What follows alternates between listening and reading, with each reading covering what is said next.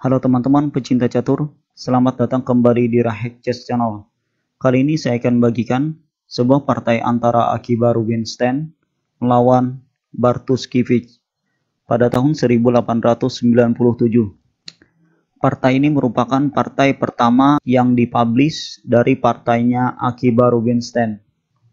Ya, di sini Rubinstein memulai dengan E4, dibalas Bartosz Kiewicz dengan E5, kuda F3, kuda C6, gajah C4, Italian game, kuda F6, D4, pion kali D4. Rubinstein tidak balas makan pion, tapi memilih rokade. Gajah C5 menjaga pion, E5 mengancam kuda. Hitam D5 balas ancam perwira putih. Rubinstein memilih pion makan kuda, membiarkan gajahnya dimakan. Lalu benteng E1, skak, raja F8, gajah G5, mengancam diskaper skakster. Mengantisipasi hal ini, Bartosz Kiewicz pion kali F6, mengancam gajah. Gajah H6, skak, raja terpaksa ke G8. Nah, sekarang hitam punya satu perwira yang benar-benar pasif, yang kemungkinan untuk nantinya tidak bisa lagi digunakan. Seterusnya Rubinstein membuat langkah taktis dengan kuda kali D4, membuka kemungkinan menteri ke F3, lalu ke G3 untuk skakmat. Dan karena alasan ini, hitam makan kuda dengan gajah, agar jika putih memaksakan menterinya ke F3, gajah bisa mundur ke E5, mengontrol petak G3 untuk mencegah skakmat menteri ke petak tersebut. Kemudian Rubinstein C3 mengancam gajah. Di sini sebenarnya hitam bisa saja gajah mundur menghindar ke E5, sekalian menutup lajur berbahaya benteng. Sebab langkah menteri makan menteri bukanlah langkah berbahaya, karena masih ada kuda yang mengawal. Dan kalaupun dilanjutkan, hitam masih tidak benar-benar kalah, malah unggul satu pion. Dan kemungkinan benteng di halapan bisa keluar dan aktif lagi.